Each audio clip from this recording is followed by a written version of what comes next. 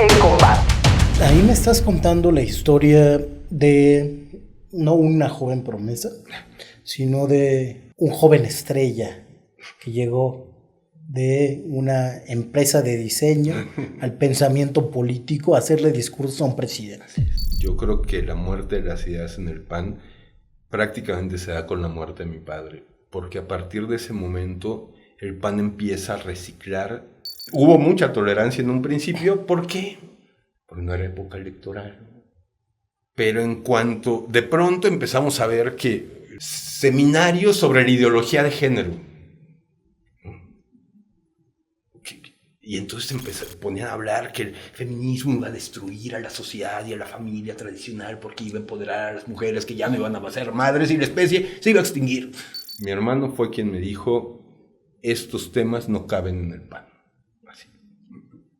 Me dijo tus temas, que eran feminismo, vinculación partido-ciudadanía y unas ideas que pudieran refrescar el discurso. Cuando eligen a Josefina Vázquez Mota candidata a la presidencia, yo dije, esto se va a hundir.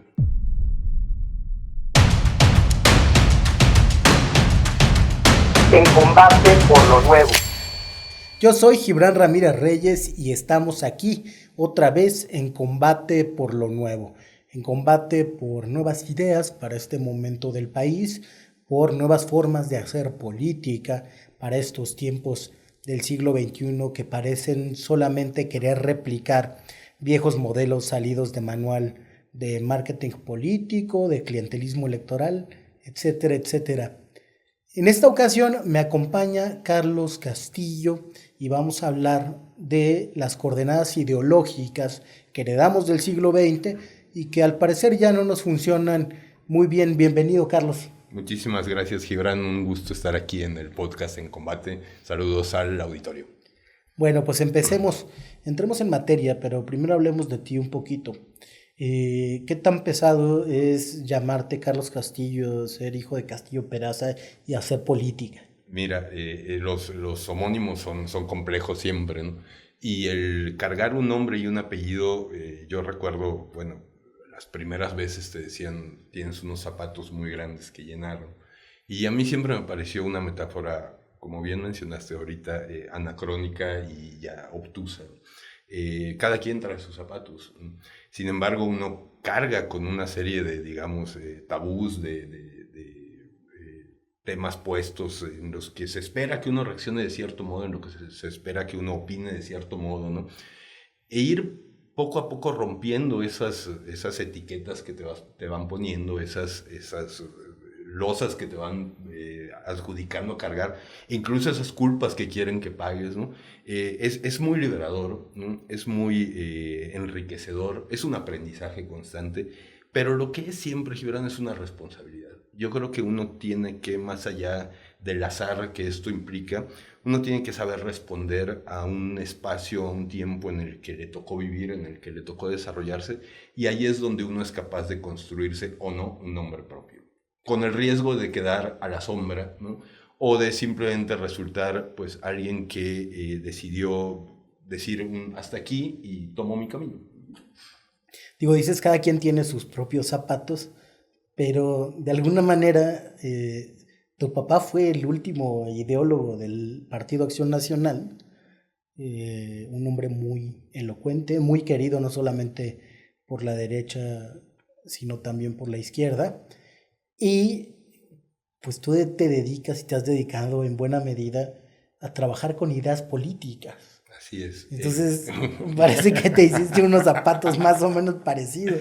Mira, al final yo crecí prácticamente entre libros. Mi casa era una biblioteca, la oficina de mi padre era una biblioteca. Recuerdo que lo de los primeros recuerdos que yo tengo son libros. Obviamente no eran enciclopedias, eran libros de Mafalda, eran libros de Asterix, eran, cómics que había en la casa, ¿no? Pero siempre en ese entorno, digamos, puedo decir privilegiado de acceso a un conocimiento que pues de alguna manera te va conduciendo, ¿no? Y cuando quieres por lo que me tocó a mi adolescencia y más, yo fui absolutamente renuente a lo que tenía que ver con política. En sí te puedo decir que la campaña del 97, pues mi padre era de alguna manera todo lo que yo decía combatir, ¿no? Él representaba todo lo que yo combatía y me acuerdo que... ¿Y te peleabas? No, jamás, jamás. Nunca tomamos un tema político. Mi padre siempre fue en eso muy respetuoso y no, siempre nos dijo, la política se queda en la puerta de la casa. No entran ni los medios, ni los comentarios, ¿no? Afuera sí, pero adentro no. Ciertamente creces en ese entorno, ¿no? Cuando te obligan a ir, pues no tienes ganas de ir, pero una vez que puedes abrazarlo libremente o elegir, ¿no? Pues yo elegí libros y mi tarea política prácticamente hasta hace, te puedo decir, 2 años, tenía que ver con el mundo editorial, ¿no? Yo me metí a la política, pero me metí a la política a hacer libros, a editar libros, a escribir libros, a hacer artículos, a estudiar, ¿no? A entender cómo funcionaban las fuerzas políticas del país, ¿no? Y de alguna manera a partir de ese conocimiento poder proponer, lo dijiste muy interesante ahorita en la presentación, atestiguar cómo se iban vaciando esos grandes contenedores, decía Moisés Naim, ¿no? Y cómo ya no, la diversidad, la pluralidad, las nuevas ideas, nuevas cosas, pues ya no cabían en esos moldes en los que había de alguna manera crecido y conocido, ¿no? Entonces, sí hay una influencia, por supuesto, innegable, ¿no? Pero yo sí llegué en un principio a la política por la vía editorial. Me mantuve en la vía editorial, me mantuve en la vida académica, hasta que un día fue insostenible el poder, digamos, introducir nuevas ideas precisamente en esos moldes donde esas nuevas ideas ya no cabían. Y es que además en política, digo, la verdad siempre se abre paso, pero a veces puede tardar mucho tiempo. Y las ideas, cuando tienen fuerza suficiente, también van abriendo camino, pero es mucho más efectivo si las ideas vienen acompañadas de putazos. O sea, te tienes que pelear, Sí. comprobar que esas ideas Sí. están bien. Y una de las cosas más ingratas del oficio político es pelearte para hacer las cosas bien. Y que encima te acusen a ti de cosas que no has hecho, que apuestas el honor y de que de repente te pueden salir las cosas mal y tú acabar manchado por intentar que avancen esas cosas, diríamos en términos que te han de ser familiares, Y a ti también. del bien común, ¿no? Más a ti que a mí. No, mira. El bien sin común duda, sin duda. para nuestro auditorio, pues una frase muy panista de los objetivos superiores que se perseguían, pero bueno, no te El interrumpo bien más. común es un concepto que viene de la doctrina social de la Iglesia, ¿no? Sobre el cual se construye la idea de la doctrina social de la Iglesia y que la derecha en México pues agarra y absorbe como parte de esa tradición que recupera y de alguna manera, lo dijiste también ahora muy bien, e intenta ayornar, poner al día, ¿no? A partir de la obra de distintos autores. Destaco 2 que yo reconozco mucho, ya mencionaste a mi padre y te agradezco mucho, y también yo agregaría en ese sentido a Efraín González Morfín con este grandioso libro que se llamó El cambio democrático de estructuras, ¿no? Que precisamente buscaba allá en los años 70, ¿no? Hablar de una tercera vía, hablar de otra manera de hacer las cosas, hablar de que no podíamos conformarnos con en ese entonces, marxismo-comunismo, ¿no?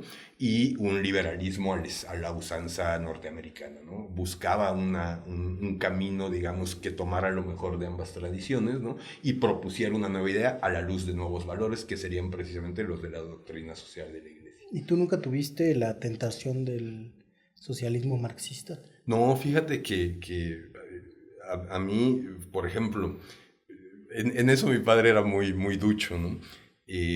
Cuando surge el movimiento zapatista, ¿no? Yo estaba en la secundaria, ¿no? Estaba en segundo, tercero de secundaria. Y pues como a esa edad como ese, si no te late eso es que no tienes corazón, ¿no? Y yo me emocioné y empecé a ver que compañeros más grandes iban a marchas y demás, ¿no? Y cuando quise, digamos, de alguna manera incorporarme o involucrarme, mi padre en eso sí fue muy tajante, ¿no?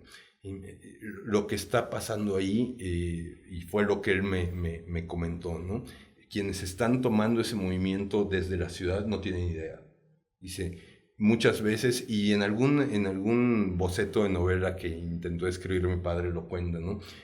No somos como nos han pintado, ¿no? Los europeos nos idealizan o idealizan ciertas cosas de Latinoamérica y luego vienen y meten las manos y le echan todo a perder y se van, ¿no? Y nadie los va a perseguir porque a ellos sí los protegen y Claro. lo que se queda es el desastre. Hacen ¿no? seminarios desde sus universidades a ver cómo se está construyendo. O van y el se mundo meten y nuevo. los reúnen, ¿no? Y hacen eventos, los exponen, ¿no? Y luego se van, ¿no? Entonces es una responsabilidad supina, ¿no? Porque al final pues, los problemas siguen vigentes, hoy siguen vigentes, ¿no?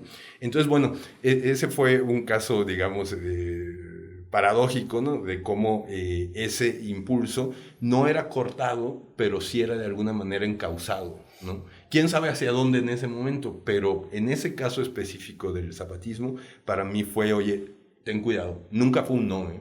Nada más ten cuidado porque te muestro el otro lado, es A, B, C, D, Y. Y pues uno que sabe escuchar o siempre le ha gustado escuchar, pues dice, bueno, sí hay un punto interesante ahí, ¿no? Entonces, vaya, era digamos, era un aprendizaje, nunca, digamos, coerción, nunca de coerción, siempre muy libre, ¿no? Con un cariño, obviamente, paternal, ¿no? Pero siempre buscando, no te compres lo mío, pero tampoco te compres lo otro, ¿no? Ve tomando, ve piscando, ve construyendo lo propio. Y luego ya estudiando un poquito de psicología entiendes que la personalidad se construye de dos maneras, ¿no? Por imitación o por añadiduras, ¿no? Entonces, la personalidad que se construye por imitación dice, pues yo quiero ser como Marcos, ¿no? Y el que se construye por añadiduras tarda mucho porque no hay un modelo, pero vas generando algo que se vuelve mucho más auténtico. Entonces, ¿por qué decías que para 97 tu padre representaba o estaba? Porque yo era skate. A mí lo que me importaba era andar en patines, ¿no? Entonces, lo que mi padre hacía me era muy lejano, ¿no? Muy lejano. Nos pidió ir a un par de eventos a la familia, fuimos, ¿no? O sea, un poco ahí por solidaridad. Pero si tú me preguntas cuál fue el evento de la campaña, ni idea, ¿eh? O sea, para mí fue una campaña, ya luego te vas enterando del desastre que fue, ¿verdad? Pero para mí fue una campaña que me quedaba muy lejana, muy, muy lejana. Entonces, ¿cuándo llegaste ya a las estructuras político-partidistas? Yo me fui a afiliar al PAN, ¿no? Tomé el curso que te pedían tomar. Para adherentes y afiliados. Nunca fui activo, siempre fui adherente, ¿no? En 2000, si no mal recuerdo, 3.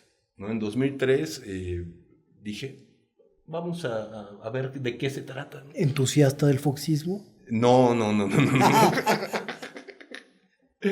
Alguien en esa época me dijo, no puedes negar la cruz de tu parroquia, ¿no? Y dije, bueno, es cierto, veamos. Entonces llegué al curso y lo impartía una vieja conocida de la familia, ¿no? Que me dijo, no, ven a darnos tú el curso. Y yo, no digas eso porque yo no sabría qué decir, yo no sabía, ¿no? Entonces me eché las lecturas, los libros, lo que te dejaban. Un curso, tampoco era un curso de 4 horas un sábado. Sin embargo, Gibran, tomé el curso y no me volví a parar ahí, de verdad, o sea, no me quedó una buena impresión, ¿no? La siguiente vez que tengo contacto es porque en donde yo trabajaba le encargaron diseñar la revista de la Fundación Rafael Preciado Hernández, ¿no? Que entonces dirigía Germán Martínez. Germán encarga era un despacho de diseño, ¿no? Y yo era editor en ese despacho de diseño, ¿no? Editaba las revistas que se hacían en ese despacho. Y así llego yo, así se enteran que dónde estaba yo y qué hacía, ¿no? Y cuando Germán llega y me dice, ¿qué haces aquí? La respuesta es, pues, ¿qué haces tú aquí? ¿No? Este es mi terreno, ¿no? Y ahí, para mí eso fue muy revelador, Gibran, porque el entender que había un área de estudios académica, ¿no? Profesional en la política, en el PAN en particular, ¿no? Donde en los simulacros de elecciones ganaba el PRD, ¿no? O sea, era un espacio muy plural, ¿no? Eso me entusiasmó. Ahí dije, yo sí quiero saber de eso, ¿no? Y por la relación de amistad con Germán, que viene de la época de mi padre, ¿no? Me invita a escribir en la revista.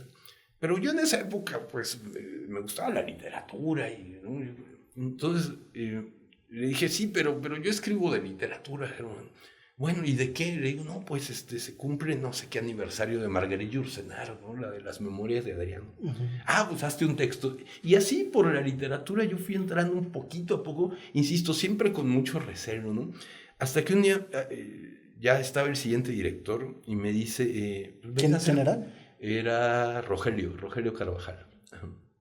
Y se van a ser parte del consejo editorial de la revista. Y yo dije, eso sí sé hacer, ¿no? Y siempre busqué entrar a lo que, digamos, de alguna manera yo sentía que podía sumarle, ¿no? Y siempre desde el interés, pues, muy, muy propio de, pues, o sea, aquí se hacen revistas y libros, yo sé hacer revistas y libros, ¿no? Pues haré revistas y libros, ¿no? Y corrección de estilo y sugerencias editoriales. Y ahí, bueno, me tocó conocer a gente maravillosa como Rodrigo Guerra, como Alonso Lujambio, vaya, una serie de perfiles mucho más académicos, mucho más en ese entonces alejados de la política partidista, ¿no? Cercanos, pero cada quien en su área de expertise, ¿no? Y ver que había otro lado de la política que no era, pues, este mundo, como dijiste, más pragmático, más, digamos, grillesco, ¿no? Yo dije putazos, pero no sé cómo... Tú dijiste putazos, exactamente. Es más bélico, era pongamos, un mundo ¿no? menos agresivo, menos bélico, ¿no? Y ahí, digamos, me desarrollé... ¿Te sigo contando o hasta ahí? No, cuéntame. Bueno, nos encargaban libros de vez en cuando sobre ciertas temáticas y demás. Y un día... Esa es una anécdota muy bonita. Llega uno de los colegas ahí de la fundación y me dice, había ya ganado Felipe, me dice, hay que hacer el libro de discursos de Felipe de la campaña. Y yo le dije, pues vengan los discursos, ¿no? Empezamos a editar. Y ya de repente nos mandan, pues, una pila de, ¿qué te digo?, 200 discursos. Con la particularidad de que, pues, el discurso que dices en A no es muy distinto al que dices en B y al que dices en C, a menos que haya algo muy especial, ¿no? O sea, daba para un folleto. No, no, porque había discursos en ese momento, que en ese momento consideraban muy paradigmáticos. Entonces, yo le digo, oye, yo necesito hablar con la persona. Había premura por hacer el libro, presentarlo antes de que tomara posesión. Vaya, y además todo el desastre postelectoral que fue eso. Entonces, oye, necesito hablar con la persona que hizo estos discursos para que me palomee cuáles son los más importantes y con eso hacer un libro atractivo y no una compilación de 600 discursos parecidos todos, ¿no? Total, que el colega no conseguía con quién, y de repente veo que otro amigo, no de la infancia, pero que yo conocía igual por mi padre, estaba ya metido en la campaña. Entonces le hablé y le dije, oye, me encargaron esto, no sé cómo, vente mañana y hablas con la que hizo los discursos, que para ese momento, en ese momento era Alejandra Soto, ¿no? Entonces, ya voy con Alejandra y le explico, sí, ya me palomea los, ¿qué te digo?, 25, 30 discursos, pero sobre todo que ellos querían, de alguna manera, conservar y que se conocieran. Ya empezamos a hacer el libro, un día me habla Alejandra y me dice, oye, vente. Pues ahí voy yo con mis galeras, ¿no? O sea, pues esta gente quiere revisar cómo va, ¿no? Y ya le entrego las galeras y me dice, no, esto no me importa, ayúdame a hacer el discurso de toma de protesta del presidente. Y yo jamás he hecho un discurso político, he presentado algún libro que se hizo de mi papá, pero pues un discurso así y de ese tamaño, pues no. Sí, te va a salir, ¿no? Y eso que es como aviéntate a nadar y pues nádale, ¿no? Además, aviéntate a nadar en unos Juegos Olímpicos. Sí, en las grandes ligas, ¿no? Entonces, vaya, eso, pues, insisto, entiende la responsabilidad de lo que estás haciendo, es decir, no es un juego, ¿no? Era el discurso con el que iba a pronunciar cuando le entregaran su constancia de mayoría al tribunal. Ese era el discurso. Uh-huh. Me pongo a teclear, ¿no? Sí. Y en eso alguien me toca la espalda, ¿no? Y pues era el mismísimo presidente electo, ¿no? A quien pues yo conocía ahí sí desde niño, ¿no? Sí. Por cercanías de mi padre y demás, ¿no? ¿Y te tocó estar adentro del tribunal mientras yo estaba afuera protestando? No, me tocó verlo en la tele, seguro te vi en la tele. No, yo la verdad en eso, o sea, nunca me metí a la parte, digamos, insisto, de los putazos, ¿no? Me toca en la espalda y era Felipe, ¿no? Y me invitó me dice, súmate al equipo de discurseros. Y yo, sí, pero tengo un viaje programado y no, ahorita no puedo, ¿no? Ya que empiece bien, ahora sí, sí, sí. Y pues así, digamos, entré activamente a lo que se puede decir el gobierno federal, ¿no? Me acuerdo que los contras de Felipe me decían, es que te van a comer el alma, es que esta gente es perversa y malévola. Y yo les decía, oigan, tengo 26 años y me invitaron a hacer discursos para un presidente. Perdón, pero esto no me va a pasar otra vez en la vida, nunca, ¿no? Ay, Ni sí. tener 26 años y quizá ni que el PAN vuelva a ganar la presidencia. Y mira, Pero alma sí conservas. yo creo que en ese sentido he sabido, digamos, no sucumbir, porque creo que sí es sucumbir, no sucumbir a ciertas partes de la mierda del poder, ¿no? que sí te enturbian el alma, ¿no? Yo sí creo que hay ciertas actitudes, ciertas acciones que cuando uno empieza y activa, ya no hay, es el punto de no retorno, ¿no? Ya no hay vuelta atrás. Me ha tocado ver a perfiles de gran calidad, de gran bonomia, de profundo conocimiento, pasar esa línea y darte cuenta que en efecto no hay vuelta atrás. ¿Estás pensando en Juan Molinar Orcasitas? No, para Juan yo le tuve un cariño inmenso, inmenso. Creo que fue un hombre que le tocó sufrir una enfermedad horrible, ¿no?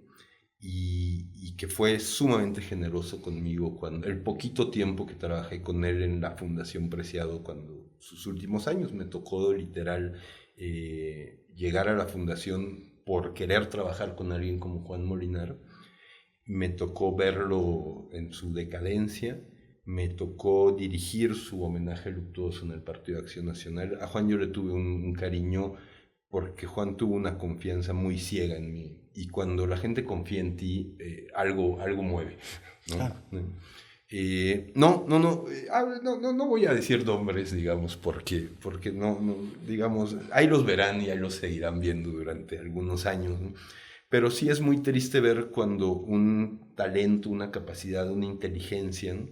Queda sometida y sumida, ¿no? en los vericuetos de la política fea, ¿no? Y cuando yo hablo de política fea, hablo de la política que ya no puede verte a la cara, la política que ya no es capaz de hablarte de frente porque está avergonzada de sí misma. Sí, la política, diría la teoría clásica de los apetitos ventrales, ¿no? Que ya nada más está abocada a eso. Así es. Y que los demás valores los trae solamente en el discurso. Y ahora te pregunto, ahí me estás contando la historia de no una joven promesa, sino de un joven estrella que llegó de una empresa de diseño al pensamiento político a hacerle discurso a un presidente. Así es. Y de ahí... Hay una parte previa A ver. que es muy bonita. Empieza la campaña calderonista y pues estaba todo este pique entre el partido que dirigía Manuel Espino y la campaña, ¿no? que tenían ahí de repente líneas muy distintas, ¿no?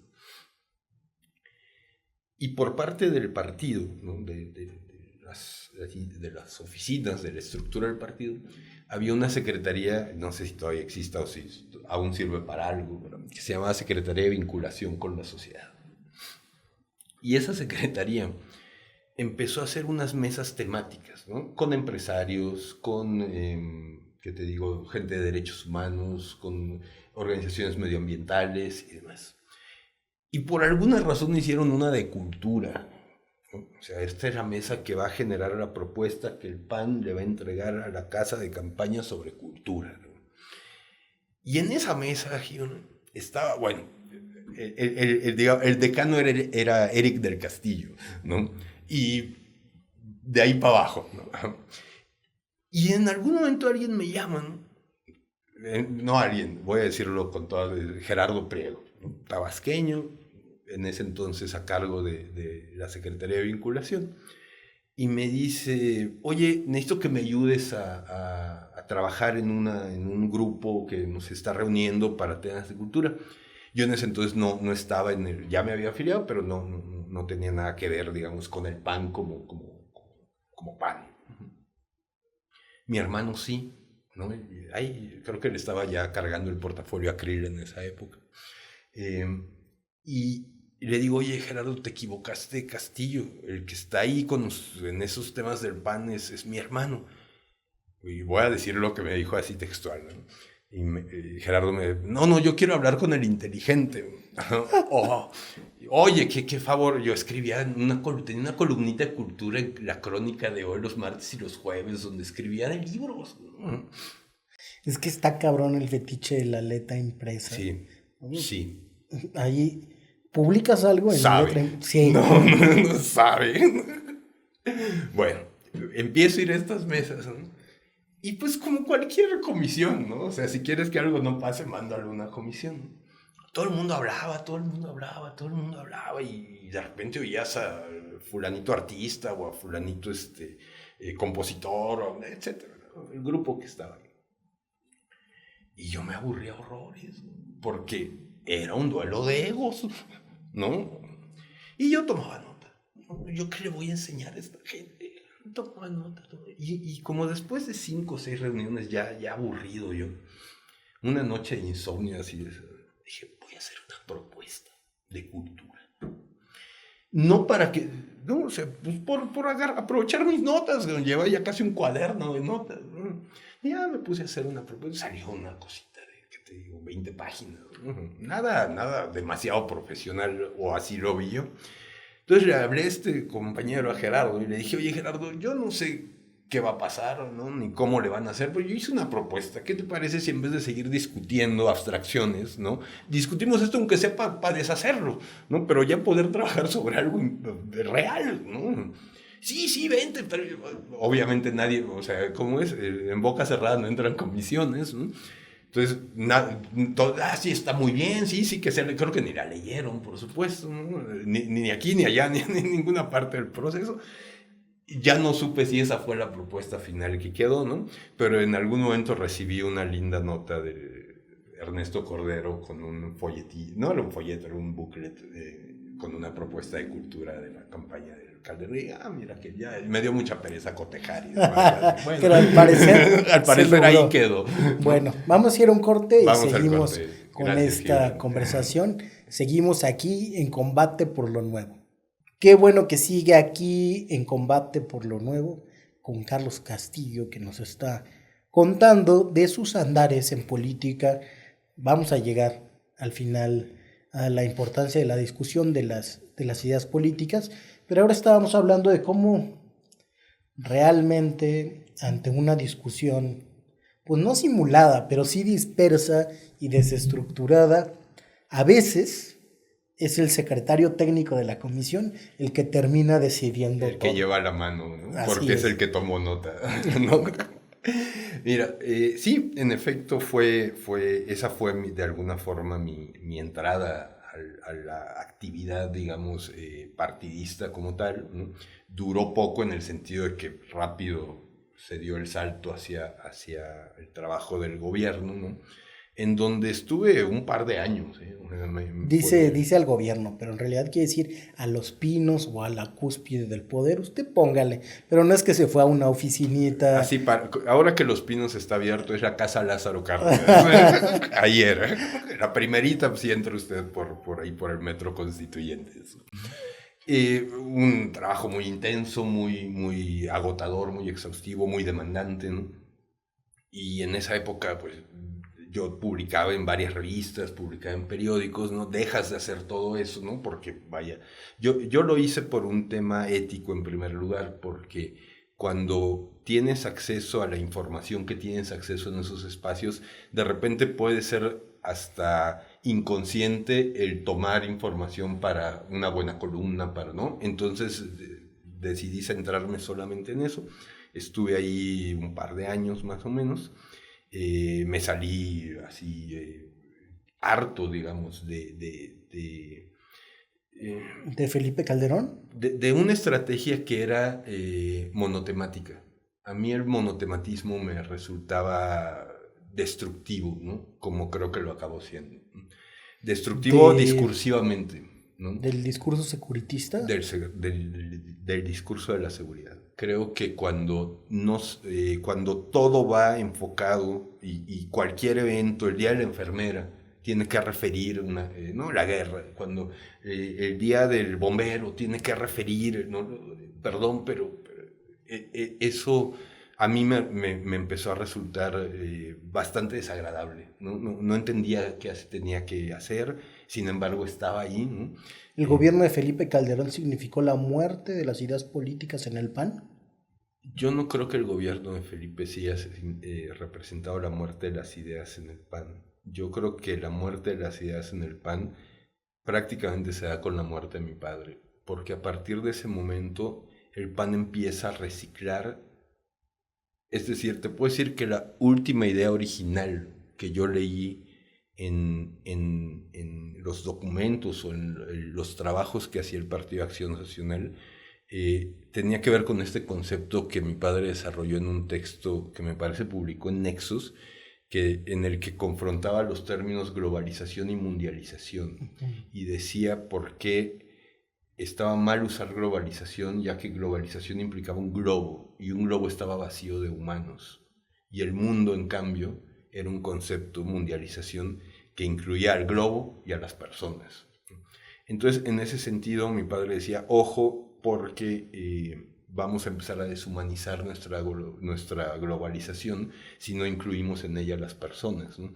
Como creo que a la postre terminó ocurriendo. Bueno, esa idea de globalización y mundialización, todavía cuando el PAN hace sus documentos, su última proyección de principios en 2004, me parece, era como el tema, la revelación, ¿no? Y había sido escrito Gibran en el 99. Es decir, entre el 99 y 2004 no hubo prácticamente nada. Lo único que puedo decir sí era este concepto de desarrollo humano sostenible. Ahí sí se llenaba la boca hablando, ¿no?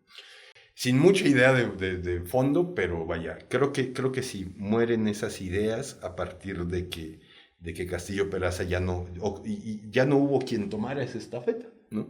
Llegan los años del gobierno, del foxismo, de la tecnocracia, ¿no? El partido se va pues, enfocando un poco hacia allá, viene la campaña de Calderón, la ruptura del calderonismo y el PAN, ¿no? Espino queda expulsado del partido, ¿no? A mi parecer muy injustamente y en un acto de suma ingratitud hacia él, ¿no? Al final había sido un artífice junto con Felipe de una victoria electoral, ¿no? O sea, es absurdo pensar que el candidato hizo todo, ¿no? Y no había un partido detrás acompañando, haciendo acuerdos, etc., ¿no? Entonces, bueno, yo salgo del gobierno y recuerdo esa fundación Preciado, ¿no? En la que yo había estado y dije, yo quiero trabajar en esa fundación Preciado. Fui, pues venía de Los Pinos, ¿no? Claro, pásale, compañero. Pasé, ¿no? Y entré a ser editor de la revista Bien Común, ¿no? Tenía un director que llevaba algunos años allá, yo entré a ser editor, consigue textos y corrige estilo, ¿no? Y a los pocos meses, Germán Martínez postula, candidato único, a ser presidente del PAN, y me invita, una vez que gana, a dirigir la revista La Nación, ¿no? La revista La Nación es el órgano informativo del PAN, es una revista fundada en 1941 por Carlos Septién. Con un espíritu... que tuvo un espíritu muy periodístico en alguna época, y después se volvió la revista del partido, ¿no? Entré a dirigirla, y pues es muy chistoso, pero en el PAN esos espacios nadie los quiere, ¿no? Nadie los quería. No, seguro ahora ya los quieren. Se ve que hay una generación briosa de jóvenes intelectuales. Cada vez empoderados, ¿no? Cada vez más, sí, claro, cada vez más obvia, ¿no? Ese es cruel, pero es cierto. No, a ver, el problema es que una revista que es auditada por el Instituto Electoral, ¿no? Porque los recursos salen de las actividades específicas de los partidos, ¿no? pues es contabilizada, ¿no? Y tiene que aparecer cada mes. Entonces, si tú diriges un área que tiene que rendir cuentas cada vez que pasa algo, ¿no? Pues es muy fácil tener una oficina y hacerte guaje, ¿no? Y pedir, pero una revista, pues te requiere contenido. Entonces, pues son cosas que nadie quiere hacer, ¿no? Yo llegué a la Nación en 2008, ¿no? Un poco con la idea de, a ver, si nadie va a escribir nuestra historia, si no hablamos nosotros de nuestra historia, nos van a decir qué hicimos y no vamos a poder decir nunca qué hicimos. Entonces esta revista tiene que reflejar lo que estamos haciendo, ¿no? Entonces se intentó hacer un equilibrio entre la difusión de la actividad del gobierno, ¿no? Y la difusión de la actividad opositora del partido en donde era oposición, ¿no? Y esa amalgama más una linda sección de cultura, ¿no? Le metimos cine, le metimos reseñas de teatro, reseñas de libros. Traduje hasta un poema de Rimbaud para que se encontraron ahí inédito que me pesqué ahí de Le Figaro. Bueno, vaya, fue una época linda de mucha creatividad, pero como siempre era, pues no hay presupuesto, ¿verdad? O solo hay esto y con esto hay que hacerlo. La revista la hacíamos un reportero, una coordinadora editorial y yo, ¿no? De repente nos echaban a alguien de servicio social ahí que nos echara la mano. O sea, no le pagaban 1,000 pesitos a un autor, nada. No había manera de pagarle a nadie, ¿no? Y tenías una fila de intelectuales queriendo, pues, oye, yo siempre he escrito aquí, ¿no? Entonces, mi primera misión era, aquí vamos a acabar con los egos. Si usted siempre ha escrito aquí, bueno, vamos a ver qué ha estado escribiendo, ¿no? A ver si es de calidad o solo es la comodidad de que nadie se pone a buscar quién más escriba, ¿no? Entonces eso pues, empieza a generar animadversiones que no te das cuenta porque pues uno, digamos, pues, dice, pues uno quiere hacer lo que mejor sea para quien va a leer esto, ¿no? Y bueno, estuve ahí hasta 2011. Cuando eligen a Josefina Vázquez Mota candidata a la presidencia, yo dije, esto se va a hundir. Y cuando se hunda el gobierno, ¿no? O sea, cuando perdamos el gobierno, la tabla de salvación va a ser el partido, ¿no? Y todo el mundo va a venir al partido a buscar trabajo. Yo no quiero verme en una situación de tener que defender mi oficina, renuncié, ¿no? Y me fui al despacho de diseño pues, a hacer revistas, libros y revistas, que era lo que uno pues, lo que había aprendido a hacer, ¿no? Ahí, digamos, hago una pausa, dejo la actividad partidista, sigo escribiendo en algunos medios electrónicos, en algún periódico ocasionalmente, y luego entra Juan a la fundación. Y cuando Juan entra a la fundación coinciden dos cosas muy interesantes. Un relevo generacional en las juventudes panistas. La dirección de Juan Molinaro, y que a mí se me ocurrió escribir un libro que emulando a Rilke se llama Cartas a un joven panista, ¿no? Esta nueva generación ve en ese libro un material de promoción que creo yo, valoran, ¿no? Reconocen, hacen una superedición, ¿no? Y me mandan a presentarlo a todo el país.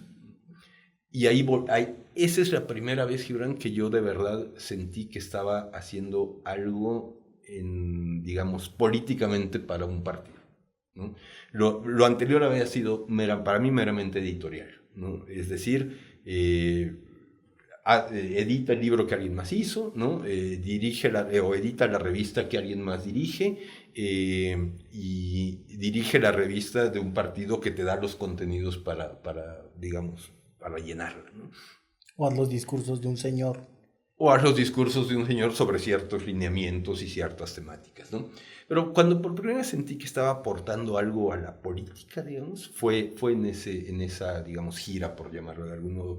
¿Por qué? Porque el libro y su autor, ¿no? Se volvieron de alguna forma referente de esa generación, ¿no? Una generación comandada por Juan Pablo Adame. Juan Pablo Adame es quizá el epónimo de esa generación, ¿no? A quien yo quise muchísimo, cuyo fallecimiento también fue sumamente triste, ¿no? Por su juventud, por el proyecto de vida truncado, vaya.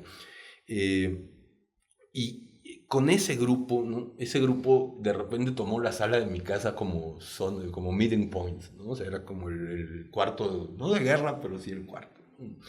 Donde se reunían. Y fue muy grato acompañarlos, fue muy grato verlos crecer poco a poco, y fue muy, muy, digamos, satisfactorio para mí poder acompañar a ese grupo de chavos entusiastas, ahora sí que en los términos de la política, muy yunques, ¿no? pero no este yunque, digamos, empoderado, soberbio, adoctrinante. En un grupo de chavos con ciertos valores, creencias y principios, ¿no? que entendían la política ante todo y sobre todo como vocación de servicio. A mí eso me inspira. ¿Ultracatólicos?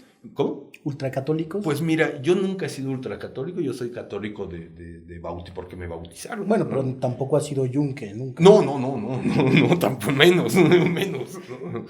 Pero, digamos, todos eran, pero no era nadie que te impusiera un credo, había una libertad de opinar cosas. Yo Pluralista.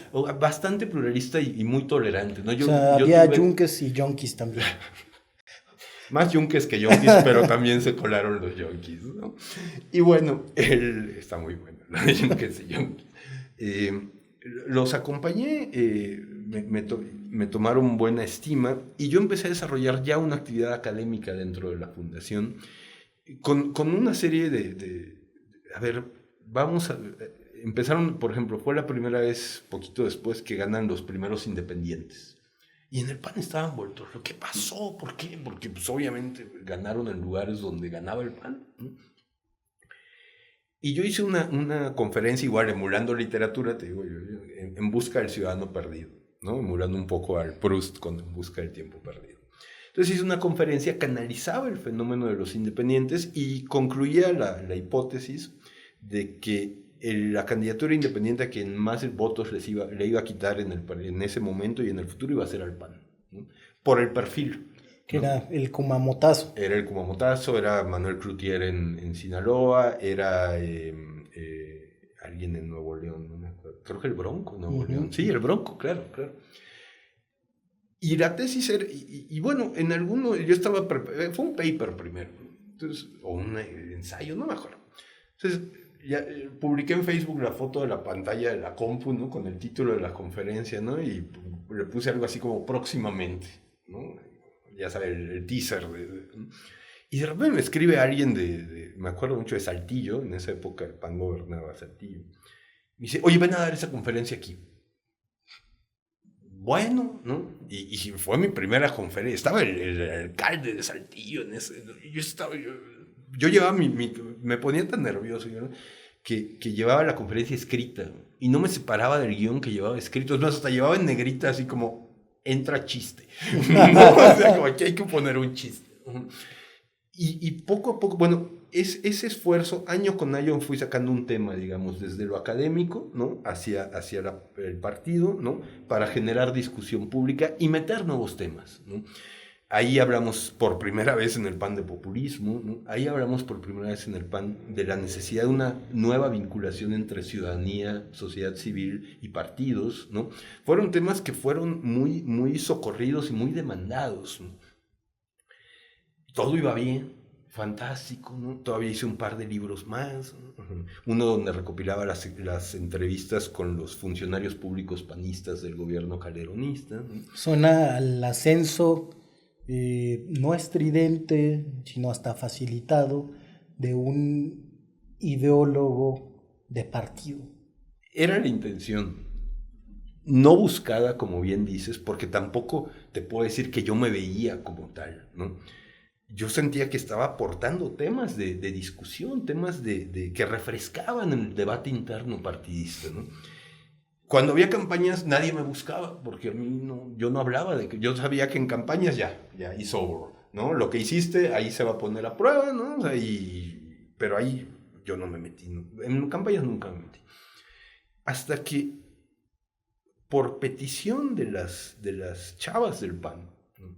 Ya después de haber acumulado una cierta fama interna en el partido, interna, yo siempre he pensado que eso fue interno, ¿no? O sea, fue algo que si pudo salir un poco hacia afuera, fue por la estridencia, pero fue interno, ¿no? Venía ya la aprobación de la ley de paridad total, ¿no? Habíamos pasado por este periodo de cuotas 70, 30, 60, 40, ¿no? Y íbamos a llegar al 50, 50 fue en 18. Y las chavas del PAN me dicen, oye, ayúdanos, ya no queremos ser las que dan los cursitos, las que dan dan las maestrías, estamos formando las mujeres, es el momento de empoderar a las mujeres del PAN. Y yo dije, va, ¿en qué ayudo? Sé un embajador de la causa feminista dentro del PAN. Va. Dije, eso requiere estudiar, ¿no? Me metí un diplomado a la Ibero, para mí era algo totalmente nuevo, ¿no? Yo nunca me había metido a ese tema. Lo tenía, digamos, sensible por digamos, todo el movimiento que se estaba gestando, ¿no? De los 8 de marzo y demás. Pero nunca me había metido a estudiar el tema. Me meto a estudiar y digo, wow, ¿no? O sea, perdón, pero yo dije, aquí hay un humanismo, ¿no? Porque hay una dignidad que busca reconocerse y que ha sido rebajada y no reconocida nunca, ¿no? Esto casa con las ideas del PAN, ¿no? Aquí hay una dignidad humana que defender, ¿no? Empezamos a hacer los cursos, ¿no? Los proyectos. Vamos a presentárselos al área de formación, ¿no? Oigan, esto tendría que ser transversal, ¿no? Interseccional, diría el feminismo. Pues bueno, vamos a presentárselo a la formación y nos dicen, no pueden usar la palabra género. ¿Por qué? Por la ideología de género. Tenemos enfrente una académica, Una académica. Oye, amiga, tú sabes que esto es una categoría de análisis, no es una ideología. O sea, lo usa la academia para descubrir dónde están las desigualdades, por qué. No podemos usar la palabra género. Si no usan la palabra género, pueden hacer lo que gusten. Va. Y pues uno que es jodón, ¿no? Primer curso se inaugura, ¿no? Y yo lo primero que digo es, bueno, cuento esto. Nos pidieron no usar la palabra género, ¿no? Y la otra así, me volteé y digo, pero May, tú sabes que esto es una categoría de análisis y pues vamos a ser congruentes, ¿no? Con lo que dice la academia. Y nos soltamos, ¿no? Hicimos eso 3 años, ¿no? Bueno, mucha tolerancia. Hubo mucha tolerancia en un principio. ¿Por qué? Porque no era época electoral. Pero en cuanto de pronto empezamos a ver que los yunques, ¿no? Seminarios sobre la ideología de género. Y entonces ponían a hablar que el feminismo iba a destruir a la sociedad y a la familia tradicional porque iba a empoderar a las mujeres que ya no iban a ser madres y la especie se iba a extinguir. Con esa profundidad de argumentos. Incluyendo los que eran tus cuates. ¿Cómo? Incluyendo los que eran tus cuates. Incluyendo los que eran mis cuates. Ok. Ajá. Entonces, se hizo mucho ruido interno dentro del PAN. En ese momento, y esta fue la experiencia que a mí me llevó a decidir abandonar el PAN, se estaba llevando a cabo las mesas de discusión sobre el programa de acción política, el nuevo programa de acción política del partido, un PAN para el siglo XXI. La Fundación Preciado participaba en esas mesas como, digamos, porque su director era parte de la estructura PAN, pero al director le daba mucha pereza ir a esas cosas. Y un día me dijo, oye, ve tú. Oye, pero para poder participar en eso hay que ser consejero. Es decir, miembro activo, cosa que yo nunca busqué ser, ¿no? Ni lo busqué, ¿no? ¿Y nunca buscaste un cargo constitucional? Jamás. O sea, ¿has venido a ser candidato hasta ahora? No soy candidato. Hasta donde yo me quedé era, no hagan caso, tenía una candidatura, algo pasó, ya nos platicará si quiere. Pero bueno candidaturas constitucionales. Sigo. No, nunca me interesó, Gibran, porque yo fui víctima de un estigma. Yo vi a grandes amigos de mi padre de la infancia, grandes amigos que tenía mi padre cuando yo era chico, ¿no? Dejarse de hablar, ¿no? Hacerse de todo, ¿no? Por una candidatura. Horrible. Y yo dije, no, algo que genera eso, espérame, yo no lo quiero. No, yo he visto a compañeros... Tú has de haber visto cosas terribles. Hombre, que se amargan la vida por no lograr ser candidatos a diputados. Sí. Y yo siempre he dicho, oye, yo sí sé hacer otras cosas. O sea, a mí me gusta mucho la reflexión política, la filosofía política, pero no, ¿eh? O sea, hay un límite, ¿no? Y a mí mucho tiempo eso me dio mucho recelo, ¿no? Entonces, jamás lo busqué, ¿no? Tampoco me lo ofrecieron, ¿no? La bolsa de candidaturas es muy... en una organización de ese tamaño y burocratizada de ese tamaño es muy cotizada, ¿no?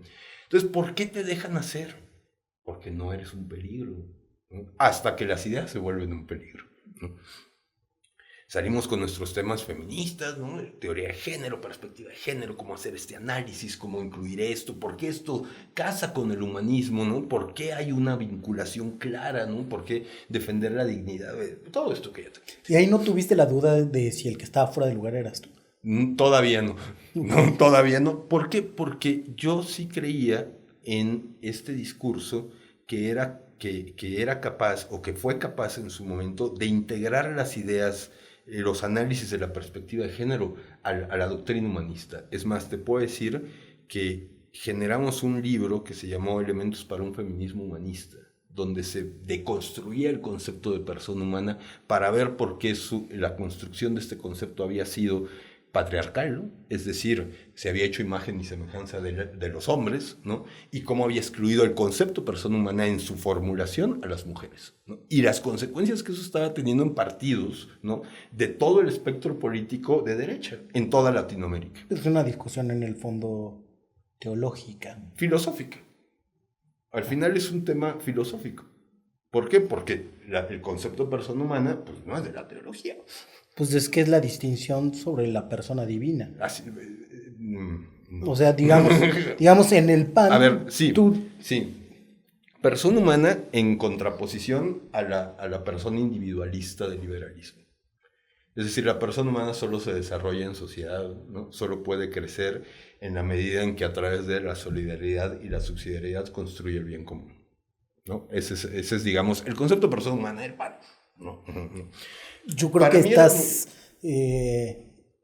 tomando al PAN como una organización muy avanzada filosóficamente. Es que así lo entendí yo. Entonces, por eso te digo, quizá el error igual fue era mío, entendí. Pero vaya, yo sí, Gibran, creía en una manera de definir al PAN en el siglo XXI. O sea, una manera, no quiero decir revolucionaria, pero sí de otra, o sea, que le hablara a otras personas, no al grupito cautivo de siempre, ¿no? Que Guanajuato, Querétaro, o sea, ya, bueno, hicimos ese show y pues empezó, ¿por qué? Porque las chavas se empezaron a empoderar y empezaron a decir, oye, ¿es la mitad?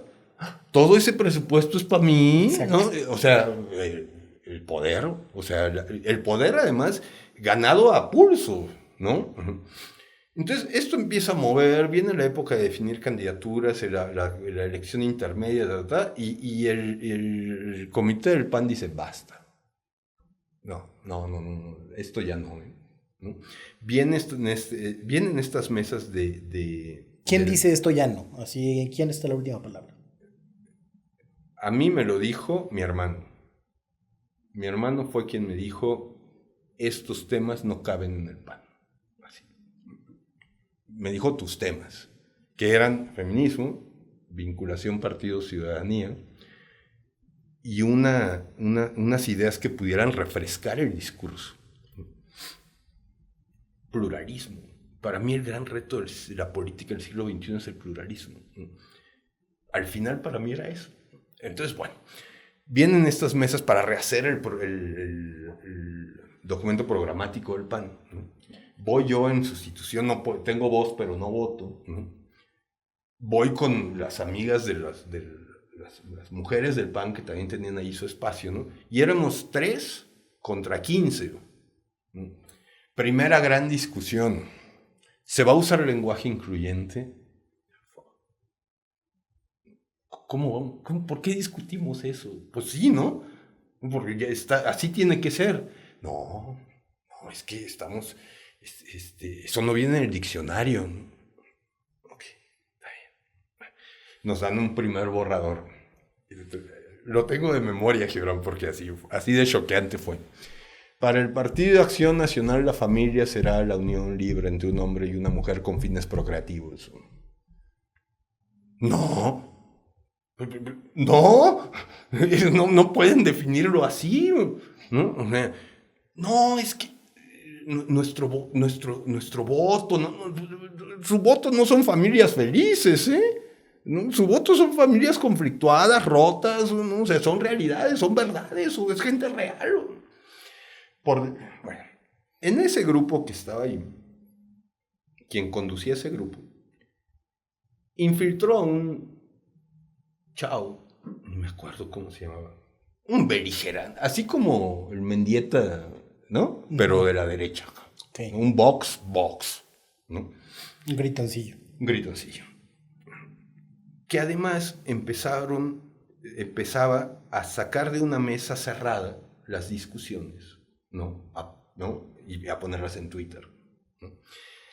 Estos pervertidos no van a cambiar el partido de las tradiciones, ese tipo, pero en Twitter, ¿no? Y entonces empezó a agarrar un tono que a mí me asqueó, Gibran, me asqueó y aún hoy te lo cuento y me duele, güey.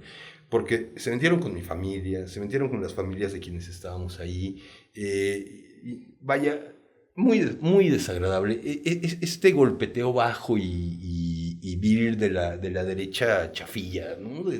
¿Y orquestado desde la presidencia del PAN? Obviamente orquestado. No te puedo decir desde la presidencia del PAN, pero sí desde la Secretaría de Formación o desde la Secretaría de Estudios, que era la que estaba coordinando ese esfuerzo, ¿no?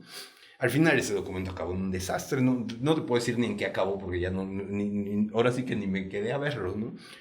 Y a todos los que participamos de ese esfuerzo por sumar al partido Acción Nacional en un tema de discurso, de ideas medianamente modernas, ¿no?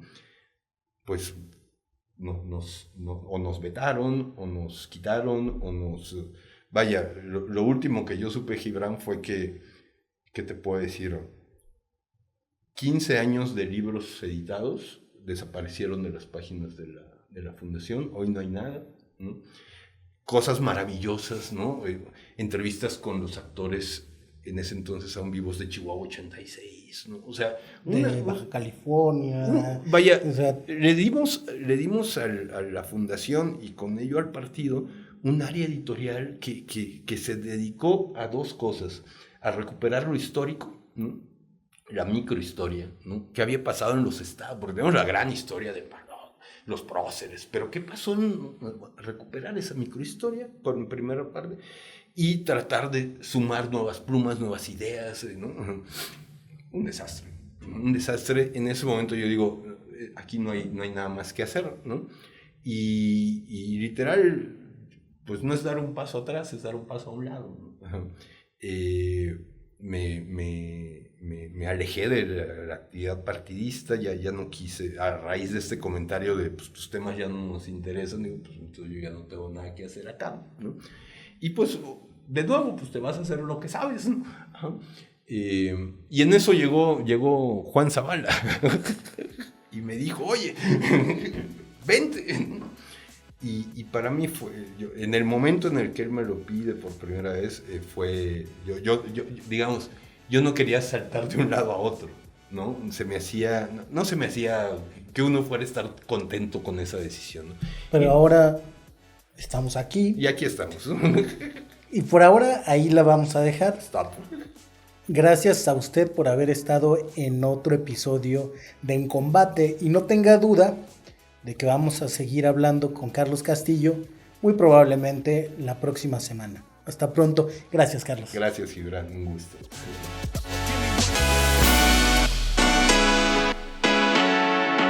En Combate por lo Nuevo.